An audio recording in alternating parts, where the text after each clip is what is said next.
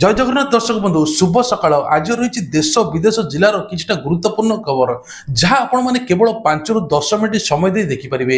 ତେବେ ତା ପୂର୍ବରୁ ଆପଣମାନଙ୍କୁ ଗୋଟିଏ ଅନୁରୋଧ, ଭିଡ଼ିଓକୁ ଲାଇକ୍ କରି କମେଣ୍ଟରେ ଆପଣଙ୍କର ଜିଲ୍ଲାର ନାଁ ଲେଖିଦେବେ, ଯାହାଫଳରେ ତୁରନ୍ତ ଆପଣଙ୍କ ଜିଲ୍ଲାର ଖବର ମଧ୍ୟ ପାଇପାରିବେ। ତେବେ କ'ଣ ରହିଛି ଆଜିର ଟପ୍ 20 ନ୍ୟୁଜ୍, ଚାଲନ୍ତୁ ତାପରେ ନଜର ପକାଇବା।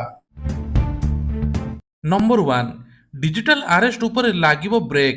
17,000 व्हाट्सएप अकाउंट ब्लॉक करिवे सरकार। दिनकु दिन देश में बढ़ी चलती डिजिटल आरेस्ट आउ साइबर ठकई। लोकंकर फसाई पुला पुला टंका लुटि नेउछन्ति दुर्बृत्त, खाली करि दउछन्ति अकाउंट। आउ एबे लागिबो तांको उपरे ब्रेक। 17,000 व्हाट्सएप अकाउंट ब्लॉक करिवे सरकार। ए नै कि मध्य मंत्रालय पक्षरु घोषणा मध्य कराଯାଇଛି। तेबे कुहा जाउ जे व्हाट्सएप अकाउंट को आपनको विभिन्न प्रकार कॉल आसीबो, लोक माने पुलिस ड्रेस पिन्थिबे, आपनको विभिन्न केस रे फसाइबे एवं विभिन्न प्रकार ब्लैकमेलिंग करी टंका लुटि नेबे। एभली घटना एक भुवनेश्वर घटिथिला। 20 लाख टंका साइबर लुटरे नै जाइछन्ती। तो एई टाइप रे आपनको कॉल आसीबो, आपनको धमका जिवो, आपनकर केस अछि, ये अछि, एमिति कहि सब लुटि नै जिवे। एटा को कुहा जाय डिजिटल अरेस्ट। तेणु सरकार या ऊपर चिंता करछन्ती। एबे 16,000 अकाउंट को सीधा ब्लॉक करिवे सरकार। तेबे सूचना मुताबिक 6,000 रु अधिक डिजिटल अरेस्ट मामला एबे रुजु होईछि। साइबर ठकी डिजिटल अरेस्ट घटना 6 लाख मोबाइल फोन मध्य जणा पड़िछि। एहार एक आधार करी एबे तुरंत ब्लॉक करा होछि व्हाट्सएप अकाउंट को। डिसेम्बर सुधा 1 कोटी महिला को मिलिबो सुभद्रा टंका। एने उपमुख्यमंत्रीଙ୍କର बड़ घोषणा। तेबे सुभद्रा योजना को नहीं उपमुख्यमंत्री प्रभाती परिडा बड़ घोषणा करछन्ती। से कहिछन्ती डिसेम्बर सुधा 1 कोटी महिला को मिलिबो सुभद्रा टंका।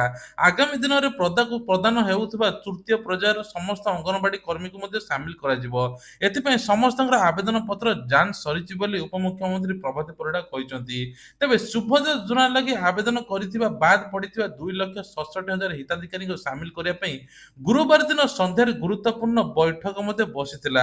आसंता नवेम्बर 24 तारिख रे 80 लाख महिला को सुभद्रा टंका दिया जाय बोली मुख्यमंत्री एवं उपमुख्यमंत्री प्रभाती परिडा घोषणा करिसंती। खूब शीघ्र राज्य में स्थापन हेब महिला कोर्ट। फास्ट ट्रैक कोर्ट भावे महिला संक्रांत अपराधर विचार मध्य हेब। तेबे दिनकु दिन महिला निर्यातना एवं दुष्कर्म बढ़ी चलछि। एहाकु आधार करी सरकार एबे नुआ घोषणा मध्य करिसंती। महिला को विरोधी हिंसार उपरे लागिबो लगाम। खूब शीघ्र राज्य में प्रतिष्ठा हेब महिला कोर्ट। महिला को उपरे हेउथुवा निर्यातना शोषण को रोकिबा पई दोषी विरोध रे कोठरରୁ कोठर दंड विधान करा जिवो एवं फास्ट ट्रैक पोस्को कोर्ट रे मध्य पीड़ितांको मिलिबो न्याय। जहाकु दृष्टि रखी राज्य सरकार एवं राज्य प्रतिष्ठा करबाकू जाउचंती महिला कोर्ट। एनै आईन मंत्री पृथ्वीराज हरिचंदन सूचना दैचंती। घातक हेउची दिल्ली प्रदूषण। राजधानीर 75% परिवार आक्रांत। एपटे स्कूल कॉलेज मध्य छुट्टी होई गलानी। ता सहित सरकारी ऑफिस गुड़िक 50% वर्क फ्रॉम होई गलानी, जहाँ घरे रही काम करिवे। घरु बाहर देखा जाउची स्वास्थ्य समस्या, निश्वास प्रश्वास नेबा पई मध्य कष्ट होउची। दिल्ली रे घारिलाणी वायु प्रदूषण, जहाँ फल लोक माने घरु बाहरिबा मध्य असंभव होउची। तेबे दिल्ली रे आक्यू एबे कुआ जाउची 500 रु अधिक रहिची। नॉर्मल 50 रु 100 रहिबा कथा। आ दिल्ली रे वायु प्रदूषण एते जे नॉर्मल 30 रु 40 सिगरेट टाणिबा सहित समान बेली कुआ जाउची। तेणु प्रति परिवार 75% आक्रांत हेलानी, जहाकु नै दिल्ली सरकार एबे चिंतारे मध्ये अछंती। आ 50% कर्मचारी को ऑफिस आसबाकू निर्देश दिया जायछि। बाकी 50% घरे रही ऑफिस काम करिवे। सेपरि स्कूल कॉलेज गुडी को ऑनलाइन क्लास नेबा पई कुआ जाउची। स्कूल कॉलेज मध्ये बंद होई जायछि। स्थिति न सुधरिबा पर्यंत आगु दिल्ली रे भयंकर स्थिति उपजि पारे बोली कुआ जाउची। आज भंगाଯିବ ବୈକୁଣ୍ଠ ଧାମ। ମାଟିରେ ମିଶିବ ବୈକୁଣ୍ଠ ଧାମ। ଖଣ୍ଡଗିରି ବାରିସ୍ଥିତ ବିବାଦୀୟ ବୈକୁଣ୍ଠ ଧାମ ଆଶ୍ରମ ଆଜି ପୂର୍ବାହ୍ନରେ ଭଙ୍ଗାଯିବ ବୋଲି କୁହାଯାଉଛି। ଏନେଇ ବିଡିଓ ମଧ୍ୟ ଘୋଷଣା କରାଯାଇଛି। କମିଶନରେଟ ପୋଲିସ ମିଳିତ ଉଦ୍ୟମରେ ଆଶ୍ରମକୁ ଭଙ୍ଗାଯିବ। ସରକାର ଜମି 8 କୋଟିର ଜମିକୁ ମାଡ଼ି ବସି ଏବେ ବିଭିନ୍ନ ପ୍ରକାର ବାବା ସାଜିଥିଲେ। ଆଉ ଭଣ୍ଡ ବାବା ମଧ୍ୟ ଚକ୍ରାନ୍ତ ଚଲାଇଥିଲେ, ଯାହା ଫଳରେ ଲୋକଙ୍କୁ ମଧ୍ୟ ଏବେ ଶିକାର କରୁଥିଲେ। ତେବେ କୁହାଯାଉଛି ଲୋକ ଦୂର ଦୂରାନ୍ତରୁ ଆସୁଥିଲେ, ଆଉ ସେଠିକାର ଲୋକାଲ ଲୋକଙ୍କୁ ପୁରେଇ ଦଉନଥିଲେ। ଏଭଳି ସ୍ଥିତିରେ ଏବେ ବୈକୁଣ୍ଠ ଧାମକୁ ସରକାର ଅକ୍ତିଆର କରିଛି। ତେବେ କୁହାଯାଉଛି ସରକାରୀ ଜମି 8 କୋଟି ଟଙ୍କା ଜମିରେ ଏବେ ହୋଇଥିଲା ବୈକୁଣ୍ଠ ଧାମ। ପାଦ ତଳେ ତୁଳସୀ ପତ୍ର ଏବଂ ଗୀତା ମଧ୍ୟ ରଖି କୁନି ବାବାଙ୍କ ନାଁରେ ପରିଚିତ ଥିଲେ।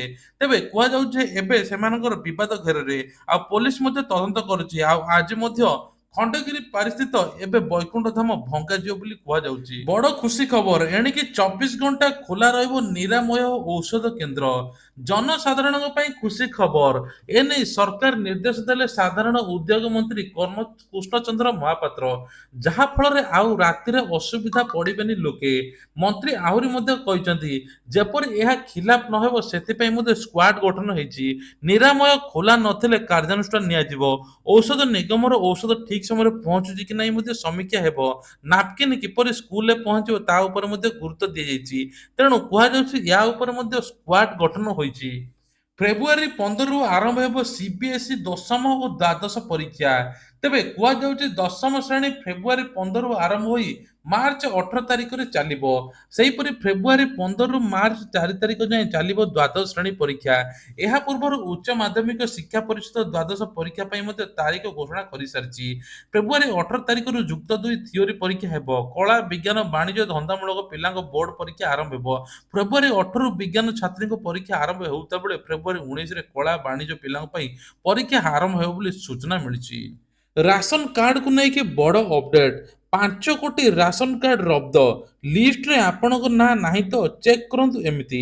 ଭାରତରେ ଗରିବ ଅଭାବୀ ଲୋକଙ୍କୁ ସରକାର ରାସନ କାର୍ଡ ପ୍ରଦାନ କରୁଛନ୍ତି। ଏହି ରାସନ କାର୍ଡରେ ରାସନ ମଧ୍ୟ ମିଳୁଛି। ଅତି କମ୍ ମୂଲ୍ୟରେ ରାସନ ମୂଲ୍ୟ ମିଳୁଛି। ହେଲେ ନିକଟରେ ରାସନ କାର୍ଡ ଧାରୀଙ୍କ ପାଇଁ ବଡ଼ ଖବର ଆସିଛି। ତେବେ ଭାରତ ସରକାର 5 କୋଟି ରାସନ କାର୍ଡକୁ ରବ୍ଦ କରିଛନ୍ତି। କେଉଁ କାରଣରୁ କରିଛନ୍ତି ଆପଣମାନେ ଶୁଣିଲେ ମଧ୍ୟ ଆଶ୍ଚର୍ଯ୍ୟ ହୋଇଯିବେ। ତେବେ ଇ କେୱାଇସି ପାଇଁ ସରକାର ଧାର୍ଯ୍ୟ ତାରିଖ ରଖିଥିଲେ। ଏହି ଧାର୍ଯ୍ୟ ତାରିଖରେ ଯଦି ଇ କେୱାଇସି ନ କରିବେ ଆପଣଙ୍କ ରାସନ କାର୍ଡ କଟିଯିବ ବୋଲି ସରକାର କହିଥିଲେ। ଏବେ ସେହି ରାସନ କାର୍ଡ କଟିବାର ଅଛି। ତେବେ କୁହାଯାଉଛି ଯେ ତା ଭିତରେ ରହିଛନ୍ତି ଅଯୋଗ୍ୟ ହିତାଧିକାରୀ ଆଉ ମୃତ ବ୍ୟକ୍ତି। ଯେଉଁମାନଙ୍କର ମୃତ୍ୟୁ ହୋଇଯାଇଛି ତାଙ୍କର ମଧ୍ୟ ରାସନ କାର୍ଡ ଚାଲୁଛି। ବାସ୍ତବରେ ଦେଶର ଅନେକ ଲୋକ ନକଲି ରାସନ କାର୍ଡ ତିଆରି କରି ସରକାରଙ୍କ ଖାଦ୍ୟ ଯୋଜନାର ଲାଭ ଉଠାଉଥିଲେ।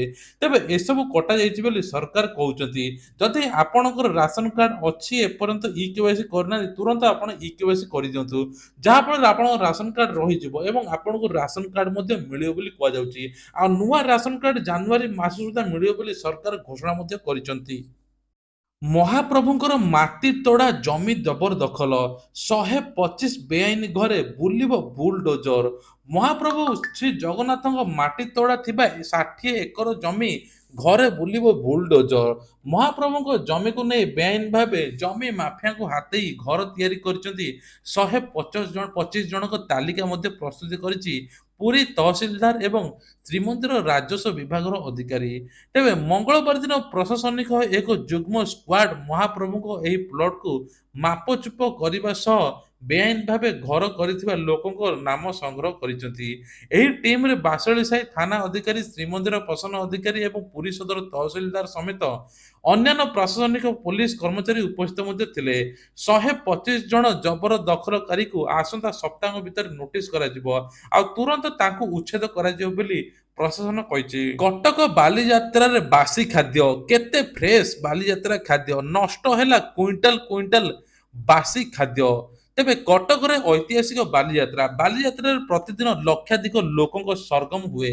ତା ସହିତ କିଣା ବିକା ସାଙ୍ଗକୁ ଖିଆ ପିଆରେ ମଜା ଉଠାନ୍ତି ମଧ୍ୟ ଲୋକେମାନେ।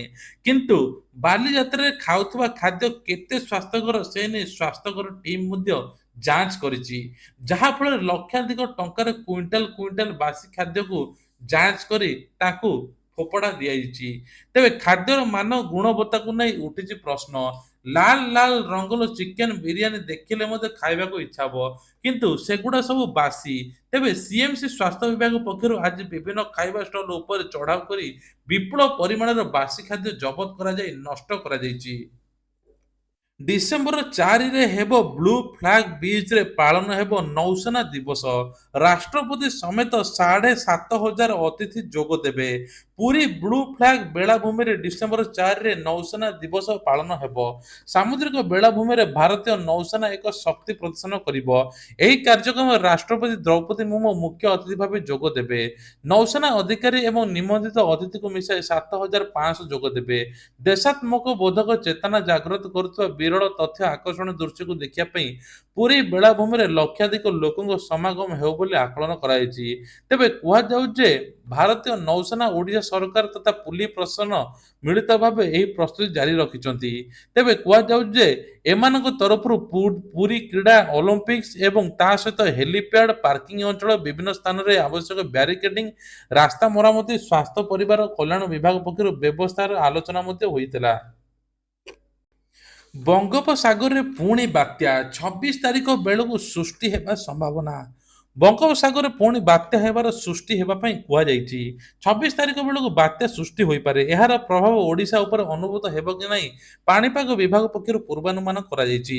ପାଣିପାଗ ବିଭାଗ ସୂଚନା ଅନୁସାରେ ସୁମାତ୍ରା ପାଖ ଦକ୍ଷିଣ ପୂର୍ବ ବଙ୍ଗୋପସାଗରରେ ଏକ ଘୂର୍ଣ୍ଣିବଳୟ ସୃଷ୍ଟି ହୋଇଛି। ଏହା ଘନୀଭୂତ ହେବାର ସମ୍ଭାବନା ରହିଛି। 22 ତାରିଖ ବେଳକୁ ଲଘୁଚାପ ରୂପ ନେଇପାରେ। ତେବେ 24ରେ ଅବପାତର ପରିଣତ ହେବା ପରେ ପରବର୍ତ୍ତୀ 48ରୁ ଏବଂ 26 ତାରିଖ ସୁଦ୍ଧା ଏହା ବାତ୍ୟାରେ ପରିଣତ ହୋଇପାରେ। 29 ତାରିଖ ବେଳକୁ ତାମିଲନାଡୁ ଉପକୂଳ ଛୁଇଁପାରେ ବୋଲି ପାଣିପାଗ ବିଭାଗ କେନ୍ଦ୍ର ସୂଚନା ଦେଇଛି। ପ୍ରଶାସନ ଏବଂ ଗୁରୁତ୍ୱ ଦେବ ପିକନିକ୍ ସ୍ପଟମାନଙ୍କୁ। ପ୍ରଶାସନ ଦୃଷ୍ଟି ଆଡ଼ରେ ବଣ୍ଡା ଘାଟିର ଲୁକାୟିତ ଜଳପ୍ରପାତ ଡାଲଖାଇ। ତେବେ ପ୍ରଶାସନ ଏବେ ବଡ଼ ବଡ଼ ପିକନିକ୍ ସ୍ପଟ, ଝରଣା ଆଦି ସମସ୍ତଙ୍କୁ ଗୁରୁତ୍ୱ ଦେବ। ଯାହାଫଳରେ ଏବେ ପିକନିକ୍ ସମୟ ଲୋକମାନେ ଯିବା ଆସିବା କରିବେ। କିଭଳି ଦୁର୍ଘଟଣା ନ ଘଟିବ ସେ ନେଇ ମଧ୍ୟ ନୂତନ ପ୍ରକାର ଯୋଜନା ମଧ୍ୟ ହେବ। କୁଆଡ଼େ ବୁଲିଯିବା ପାଇଁ ନଚେତ୍ ବଣଭୋଜି କରିବା ପାଇଁ ଲୋକମାନେ ବାହାରି ପଡ଼ିବେ ଏହି ଦିନମାନଙ୍କରେ। କିନ୍ତୁ ମାଲକାନଗିରିଠୁ ଆରମ୍ଭ କରି କୋରାପୁଟ, ନବରଙ୍ଗପୁରଠୁ ଆରମ୍ଭ କରି ସବୁ ଜିଲ୍ଲାମାନଙ୍କରେ ସରକାର ଏବେ ନୂତନ ବ୍ୟବସ୍ଥା କରିବେ। ଯାହାଫଳରେ ଦୁର୍ଘଟଣାରୁ ଲୋକମାନେ ବର୍ତ୍ତି ପାରିବେ। କୌଣସି ପ୍ରକାର ଦୁର୍ଘଟଣା ହେବ ନାହିଁ। ସେ ନେଇ ସରକାର ଏବେ ଚିନ୍ତାରେ ମଧ୍ୟ ଅଛନ୍ତି। 5 ବର୍ଷରେ 5 ଲକ୍ଷ କୋଟି ଓଡ଼ିଶାରେ ପୁଞ୍ଜି ନିବେଶ ହେବ। ଏନେଇ ଶିଳ୍ପ ମନ୍ତ୍ରୀ ମଧ୍ୟ କହିଲେ। ସିଙ୍ଗାପୁର ଗସ୍ତ ସଫଳ ହୋଇଛି। ଅନେକ କମ୍ପାନୀ ଉତ୍କର୍ଷ ଓଡ଼ିଶା ବା ମେକ୍ ଇନ୍ ଓଡ଼ିଶା କନକ୍ଲେଭରେ ଯୋଗଦେଇ ଓଡ଼ିଶା ଆସିବାକୁ ଆଗ୍ରହ ଦେଖାଇଥିବା ବେଳେ ସିଙ୍ଗାପୁର ଗସ୍ତରେ ମେକ୍ ଇନ୍ ଓଡ଼ିଶା କନକ୍ଲେଭରେ ରୋଡ୍ ଶୋ ପରେ ଓଡ଼ିଶାକୁ ଫେରି କହିଛନ୍ତି ଶିଳ୍ପମନ୍ତ୍ରୀ ସମ୍ପତ ସ୍ୱାଇଁ। ନିଜ ପ୍ରତିକ୍ରିୟାରେ କହିଛନ୍ତି ଶିଳ୍ପମନ୍ତ୍ରୀ, ଆଉ ଦାଦନ ଖଟିବା ପାଇଁ ଲୋକେ ବାହାରକୁ ଯିବେ ନାହିଁ। ଓଡ଼ିଶାରେ ବିଭିନ୍ନ ପ୍ରକାର ପ୍ରକଳ୍ପ ହେବ, ଯାହାଦ୍ୱାରା ଏଠି ରହି ଲୋକେ ଚାକିରି କରିବେ। ଏଠି ଘର ପାଖରେ ରହି ଲୋକମାନେ ସବୁ କିଛି କରିପାରିବେ। ଓଡ଼ିଶା ଆଗକୁ ବହୁତ ଡେଭଲପ ହେବ। ଆଉ 5 ବର୍ଷରେ 5 ଲକ୍ଷ କୋଟି ଓଡ଼ିଶାରେ ପୁଞ୍ଜି ନିବେଶ ହେବ ବୋଲି ଯୋଜନା ରଖାଯାଇଛି। ତିରୁପତି ମନ୍ଦିରରେ କାମ କରୁଥିବା ଅଣ ହିନ୍ଦୁ କର୍ମଚାରୀଙ୍କ ପାଇଁ ନିର୍ଦ୍ଦେଶ। ତେବେ ନୂଆ ଭାବେ ଗଠିତ ତିରୁମାଳା ବା ତିରୁପତି ଦେବସ୍ଥାନମ୍ ମନ୍ଦିରରେ କାର୍ଯ୍ୟ କରୁଥିବା ଅଣ ହିନ୍ଦୁ କର୍ମଚାରୀଙ୍କ ପାଇଁ ଏକ ପ୍ରସ୍ତାବ ପାରିତ ରଖାଯାଇଛି। ଏହି ପ୍ରସ୍ତାବ ଅନୁଯାୟୀ ମନ୍ଦିର ବୋର୍ଡରେ କାର୍ଯ୍ୟ କରୁଥିବା ଅଣ ହିନ୍ଦୁ କର୍ମଚାରୀମାନେ ସ୍ୱେଚ୍ଛାକୃତ ବା ଅବସର ଗ୍ରହଣ କିମ୍ବା ଆନ୍ଧ୍ରପ୍ରଦେଶର ଅନ୍ୟ ସରକାରୀ ବିଭାଗକୁ ସ୍ଥାନାନ୍ତରିତ ହେବାର ବାଛିବାକୁ ପଡ଼ିବ। ପ୍ରସ୍ତାବ ପାରିତ ହେବା ପରେ ଏହାକୁ ନେଇ ଚର୍ଚ୍ଚା ଜୋର ଧରିଛି। କିଛି ଦିନ ପୂର୍ବରୁ ମନ୍ଦିର ପ୍ରସାଦକୁ ନେଇ ବିବାଦ ଉପୁଜିଥିଲା। ପରିବାର ସାଙ୍ଗରେ ଭୋଟ ଦେଲେ ସଚିନ ତେନ୍ଦୁଲକର, ମତଦାନ କରିବାକୁ ଲୋକଙ୍କୁ କଲେ ଅପିଲ। ଆଜି ବିଧାନସଭା ନିର୍ବାଚନ ପାଇଁ ମହାରାଷ୍ଟ୍ରରେ ଭୋଟିଂ ଚାଲିଛି। ଏହାରି ମଧ୍ୟରେ ମହାନ କ୍ରିକେଟର ସଚିନ ତେନ୍ଦୁଲକର ମୁମ୍ବାଇର ଏକ ମତଦାନ କେନ୍ଦ୍ରକୁ ଯାଇ ନିଜର ମତ ସ୍ଥାପିତ କରିଛନ୍ତି। ପତ୍ନୀ ଅଞ୍ଜଳି ଏବଂ ଝିଅ ସାରା ସହ ତେନ୍ଦୁଲକର ମତଦାନ କରିଛନ୍ତି। ଏହା ସହିତ ନିଜ ସାଥୀ ନାଗରିକଙ୍କୁ ଗଣତାନ୍ତ୍ରିକ କର୍ତ୍ତବ୍ୟ ପାଳନ କରୁଛୁ ବୋଲି ଅପିଲ କରିଛନ୍ତି। ସମସ୍ତଙ୍କୁ କହିଛନ୍ତି ଭୋଟ ଦିଅ ଏବଂ ନିଜର ମତଦାନ ସାବ୍ୟସ୍ତ କର ବୋଲି କହିଛନ୍ତି। ପ୍ରଧାନମନ୍ତ୍ରୀଙ୍କୁ ମିଳିଲା ଡୋମିନିକାର ସର୍ବୋଚ୍ଚ ନାଗରିକ ସମ୍ମାନ। ରାଷ୍ଟ୍ରପତି ବଟନ କଲେ ସମ୍ମାନିତ। ତେବେ କୋଭିଡ ମହାମାରୀ ସମୟରେ କାରିବିଆନ୍ ଦେଶକୁ ସାହାଯ୍ୟ କରିଥିବାରୁ ଭାରତର ପ୍ରଧାନମନ୍ତ୍ରୀ ନରେନ୍ଦ୍ର ମୋଦି ଡୋମିନିକାର ସର୍ବୋଚ୍ଚ ନାଗରିକ ସମ୍ମାନ ମିଳିଛି। ଭାରତ ଏବଂ ଡୋମିନିକା ମଧ୍ୟରେ ଦ୍ୱିପାକ୍ଷିକ ସହଭାଗିତା ବୃଦ୍ଧିରେ ମଧ୍ୟ ଅବଦାନ ପାଇଁ ପିଏମ ମୋଦିଙ୍କୁ ଏକ ସର୍ବୋଚ୍ଚ ପୁରସ୍କାର ସମ୍ମାନିତ କରାଯାଇଛି। ଡୋମିନିକା ରାଷ୍ଟ୍ରପତି ସିଲଭାନି ବଟନ ଗୁଏନାରେ ଭାରତ କାରିନମ ଶିଖର ସମ୍ମିଳନୀରେ ପ୍ରଧାନମନ୍ତ୍ରୀ ମୋଦିଙ୍କୁ ସମ୍ମାନିତ କରିଛନ୍ତି। Modi Dominica award of honour ସମ୍ମାନିତ କରାଯାଇଛି ବୋଲି କୁହାଯାଉଛି। ତେବେ ଇଏ ଥିଲା ଆଜିର କିଛିଟା ଦେଶ ବିଦେଶ ରାଜ୍ୟର ଗୁରୁତ୍ୱପୂର୍ଣ୍ଣ ଖବର।